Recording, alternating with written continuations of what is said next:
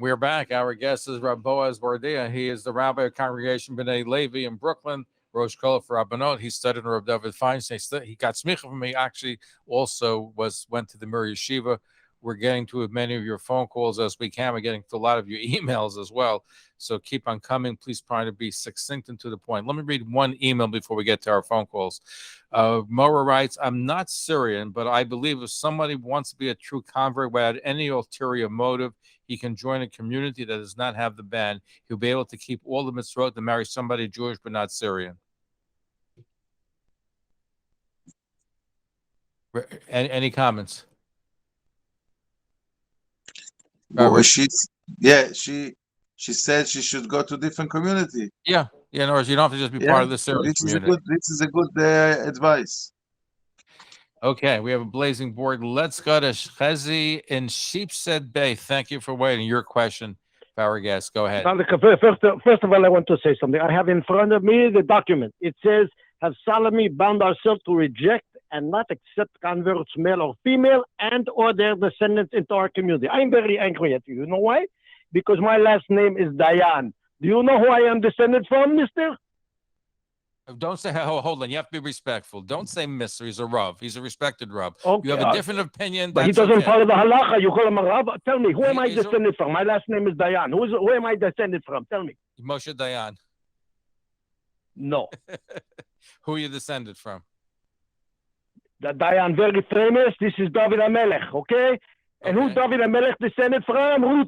Okay, so don't give me. So you're not going to allow anybody in my family come to your synagogue. If we give you money, we're going to believe you're going to invite us plenty time over because the new Avodah Zarah is money. Okay, so now let me tell you something about Yosef. He was very angry at the Syrian community because they refused to allow converts. We're talking about convert tzedek. We're talking about righteous convert. We're not talking about somebody off the streets from Reform. We're talking about Orthodox convert, okay? And Avadia also very angry because he was very easy on conversion. I'll let Rabbi Boaz Bardea respond. I'm not finished. All these conversions in 1935 for the Syrians who want to get married because their own people wouldn't allow them to get married until they're 30 years old and have a business. So they're forced to marry a 15-year-old girl. Was Rabbi Meir Kahana, the great tzaddik who died for Al Kiddush Hashem. And he died. His father made these conversions, okay? And he was from Tzvat, okay? He was a big tzaddik himself.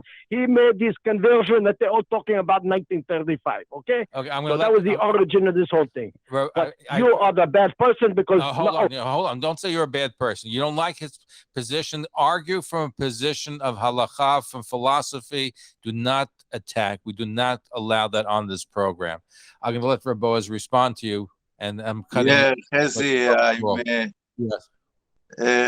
first of all, Chezi, I will be happy to see the letter or any comment from Rav Ovadia Yosef that you said that he was strong against it. There is a tshuva, if I could refer to in Yabia Omer, in Siman Tetzayin Yoreh De'ah 15 in volume 9, that he wrote a letter to a rabbi in Argentina about all tshuva that someone did convert against the banded, and he's over there clear if it's kosher in b'diavad, and he deal with it, and he never say anything that the takana is not good and she should not do it in all tshuva. Above it, Rav Kook, Zecher Tzadik Kadosh Livracha, Rav Kook, the chief rabbi of Israel, the Gaon HaTzadik, Rav Avraham Yitzchak Kohen Kook, he has a tshuva in Shut Da'at Kohen in his Sefer,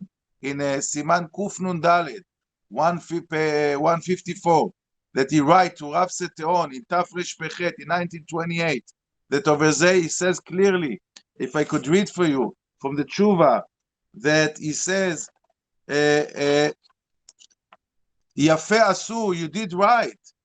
המחזקים את ידו, those rabbis that strength you power, שגדרו גדר במדינתם, that they made a rule in the country, ורבו הכיורות, שלא לגבר גרין גלס, which means Rabbi Kook here is saying, חזק וברוך, he says, shkoyech to those rabbis that established these rules. So, if you call those rabbis looking for money and all kind of things, I think it's not the right way to talk. And those rabbis are coming from the place that they care about the community, not because of chas v'shalom something against convert.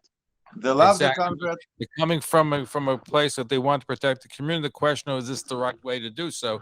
But there's no question that they're coming from good motives. But the question, though, is it the right thing to do? That's really what we're discussing tonight.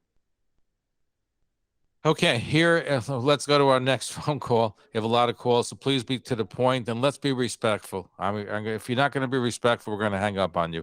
Let's go to Avram in Kensington, Brooklyn. Go ahead, Avram. Thank you for waiting. Your question. Oh, you're welcome. Shavua Tov to everyone. Just to follow up on the email that you read from a listener, my Moreh comes from a rabbinic background in Morocco, and his grandfather, Zichrono Livracha, was a Dayan, and he was approached by a potential ger who was very impressive. And he said to him simply, he says, listen, we don't accept gerim in our community. He says, Morocco. But go to Vilna, and that's what he did. And he had the Shalom al Yisrael. What the only question is, what happens, let's say, this is just a crazy case. In the middle of Siberia, the only Jewish community is a Syrian community. Of course, it doesn't exist, but let's say that were the case. And you have a candidate of that quality. Does the community have some sort of obligation to refer the guy and pay his expenses to get to a base din that he would stand a chance with? I'll hang up and listen. The question, Choshen Mishpat, you're asking if they have to pay for him? That's nothing to do with our discussion. I think the community doesn't have any obligation to take care about somebody that want to get convert. They could help him. They will be nice, but they have no obligation to do it. He hung up, but I appreciate your phone call. We're going to get to a lot of your calls as we can. I believe we have somebody calling from Israel listening online at talklinenetwork.com. Go ahead, Chaim in Israel. You have a question for our guest. Go ahead. Hi. Good evening, Rabbi. I just wanted to point out some of the things that you mentioned earlier in, at the beginning of the interview. You said that you gave an analogy, an example comparison, just at the airport, an innocent person and a terrorist being apprehended by the police.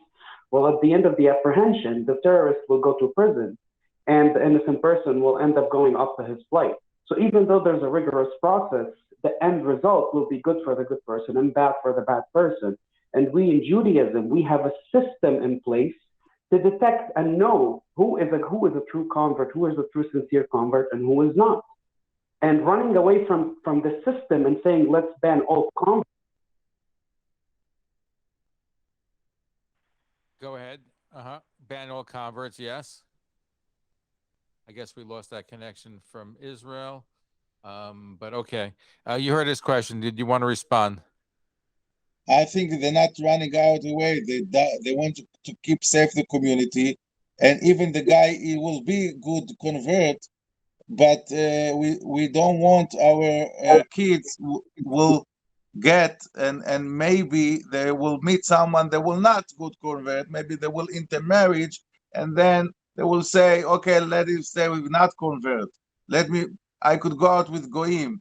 We don't want. I don't understand what they have the enthusiasm to accept everybody to you to your family. I don't understand it. The gerim has to toil and get. The Gemara said they have to back and forth till we accept them, and we don't want to go into this issue with people that most of them that we see, they're not getting converted because they love Hashem. They're getting converted because they want to get married. That's most of the people. How many people you could count on finger that are Geret Tzedek? Really, they hear a lecture from a rabbi and they says, wow, I want to become a Jew. What is a Jew even? They don't even understand what does it mean. And they really have to learn and to accept. And there is a one of thousand maybe is like this. Most of the convert today is there is any ultimate any benefit they don't want to get. They come to respond Israel. To first. I want to get there. I think we have our caller from Israel back. Are you there in Israel? Are you there? Hello? Yes. Is this Chaim in it? Yeah, No? hi, hello. Okay. Hold on. I don't think we have Chaim in Israel. I will try again. But here's the thing that I wanted to make the point. I happen to know a lot of converts who were sincere. Abraham Carmel, who was a teacher in Yeshiva Flatbush for many years. He grew up in Ireland with very few Jews, and he loved Yiddishkeit. The Prince of Swaziland, who lives in Safas. I can point to you many of them. I had a hip hop artist, Joseph Hawkins, who was on this program, and we had him speak at the University of Long Beach. And he gave up his whole career, and we had a black custodian who listened to the lecture, and he said to him, "Are you out of your frigging mind? He gave up the money, the women, the drugs to be part of these people." He said, "I was kidnapped by God." He was killed a few days later after we did the interview.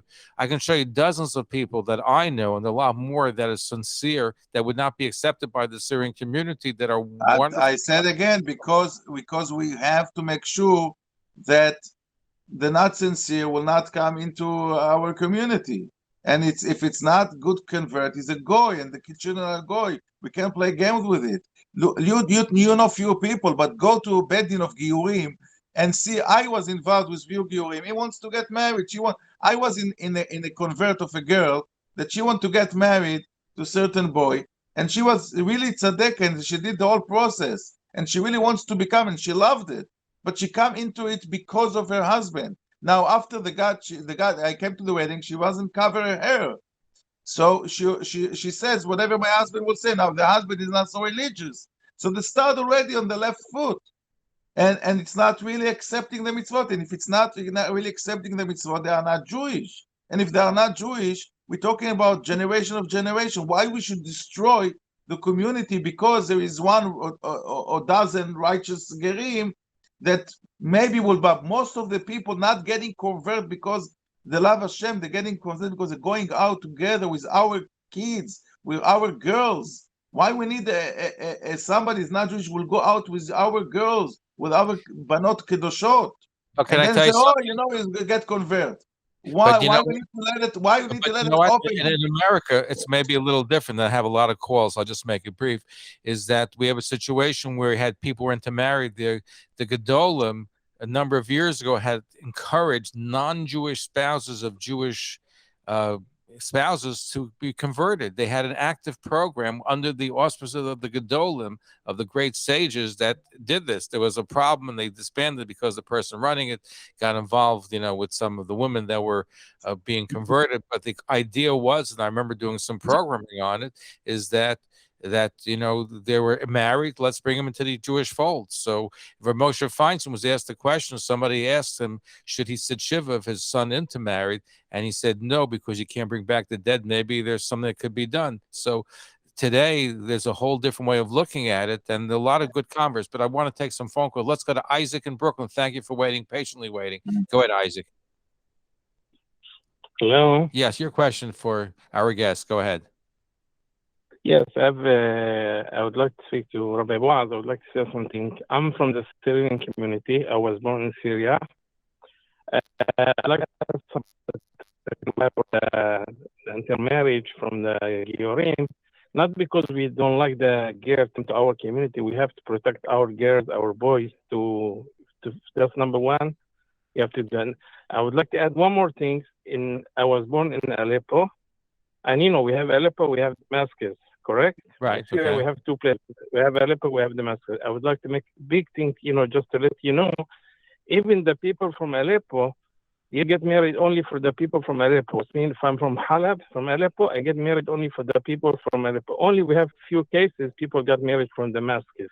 And even Damascus community, same thing. They were all the time they married for their own community from Damascus. Only few cases they got married from the Jewish people from Aleppo. It means not because we hate the Giorim, not because we would like to protect our community, we would like to protect our family. I'm allowed to close my door by 8:30 at night and don't let anybody come to my house to protect my family, to protect my kids.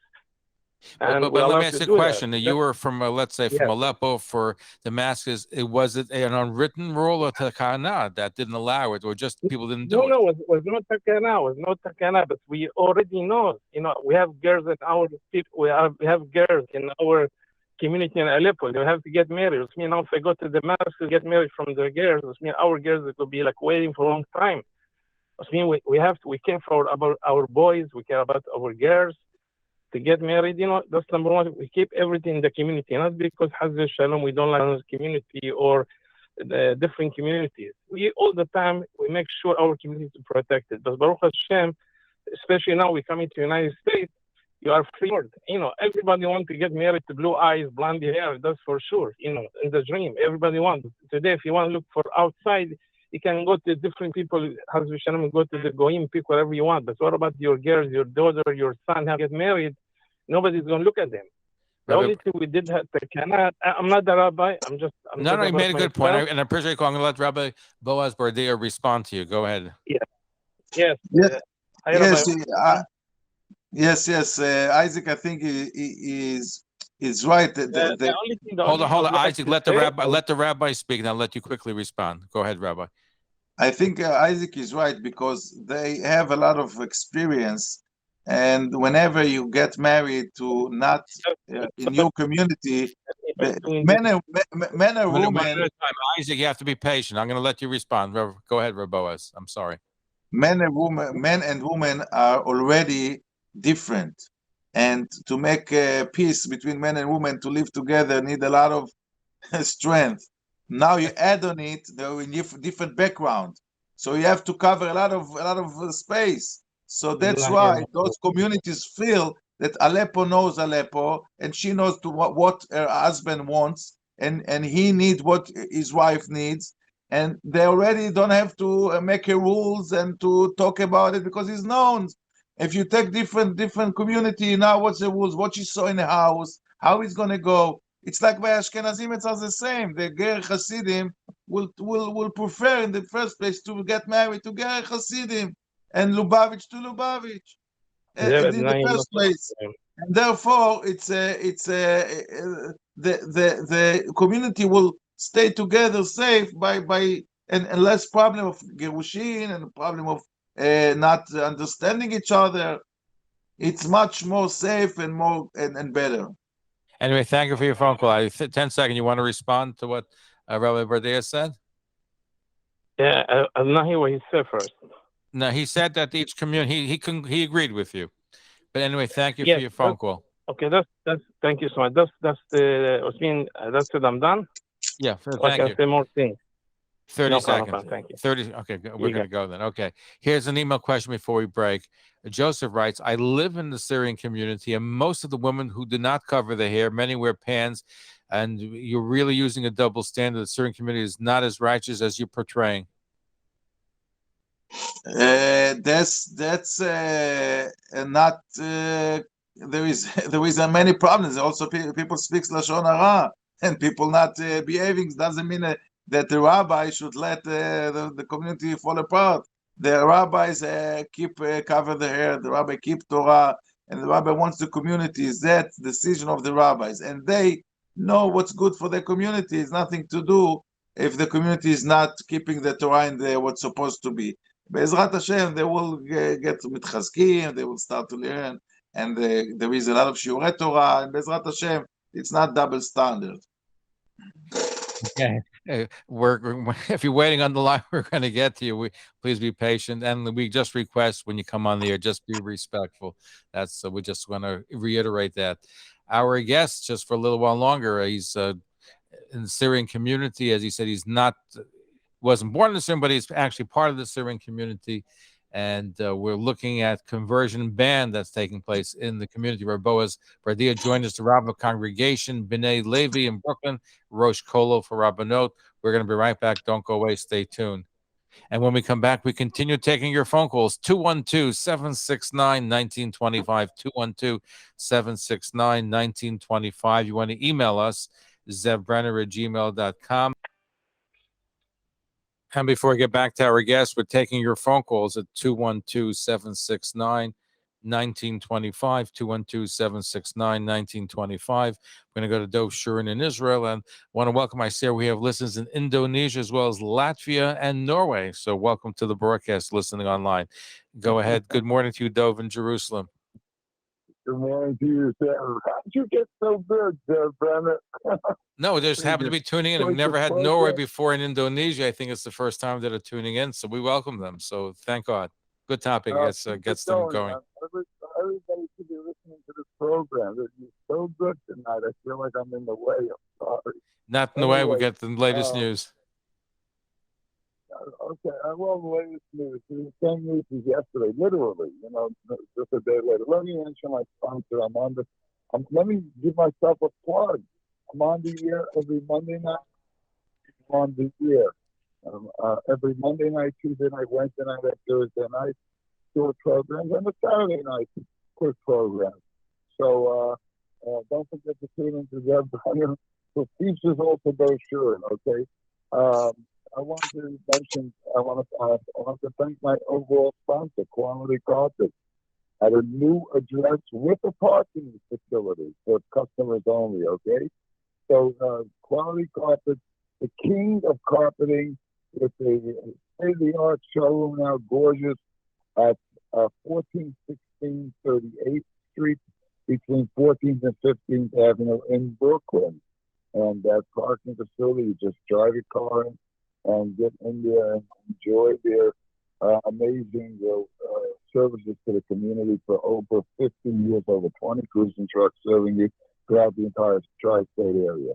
Why don't you make an appointment with Quality? Remember, they do go upstate also to take care of your property and your bungalow, whatever is going on. Okay. Their telephone number is 718-941-4200, 718-941-4200. And with that, I go to the Goodness Bar.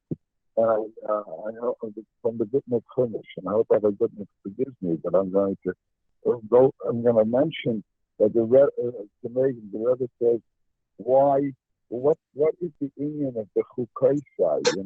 Why is that word being used? Because it comes from Chokek or something, which means to engrave. And what we're talking about in your show is a person from the Syrian community explaining that he wants a word that is engraved in Torah, not somebody that's coming from marriage or something else. I'm just reading it here. He says, the first Rashi says that the Chukai site is telling you that you have to learn Torah. And that way, they would also will become engraved into Judaism, like etching into a stone. You know what I mean? To be a solid Jew. And that's what this program is all about right now. So I just have to mention, I know you guys are not in the Chukai side, but I decided I'm coming from Israel. So let me give you a part from the Chukai side, which we do back in the Chukai. And the Rabbi explains that the book of Vayikra is a book that goes into mitzvahs more specific than anywhere else, and it's not like Mishpatim. It's just that are special, that you can understand, you can work them out in your mind. But mitzvahs that we don't understand, like the red paper they call it, the Paraduma, which is the parsha is called Kupas, the same shorish as the Kupas. So I apply what the Lubavitch Rebbe explains about the book of Vayikra to your show tonight. And when it comes to the news, all I can tell you is I was in Iran and I witnessed the police, attempting to blame the people instead of taking blame for them for their own blame for what happened. The tragedy, great tragedy of 45 human beings trampled to death last year. They stopped the music at the end.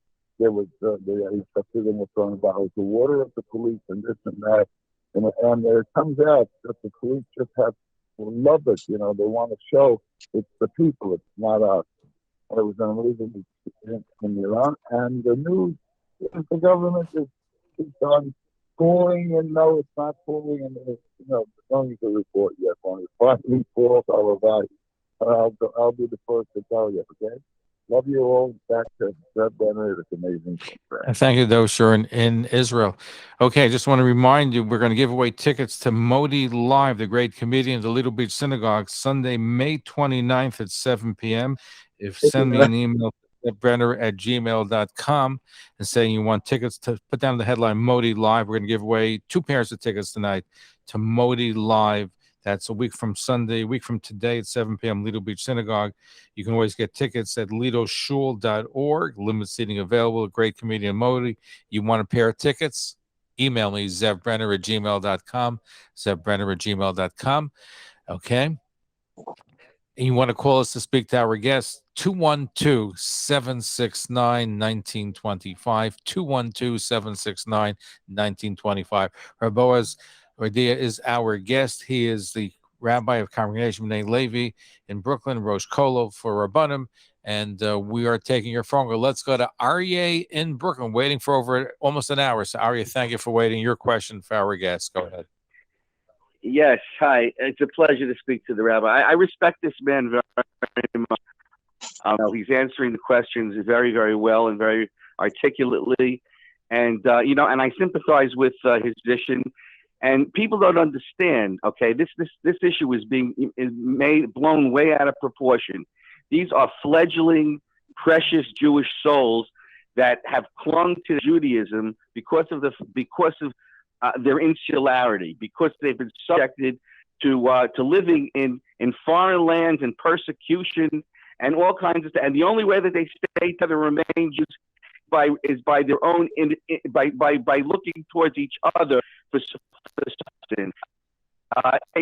Assimilation, where a Jewish community has assimilated and large amongst the mass of people, and everybody has infiltrated them already, and they've already to sustain themselves. Then those people are prepared to accept converts, but not an insular community that has survived millennia in Arab lands and has been subject to all kinds of persecution. Now, having said that, I would just like to ask the rabbi the question of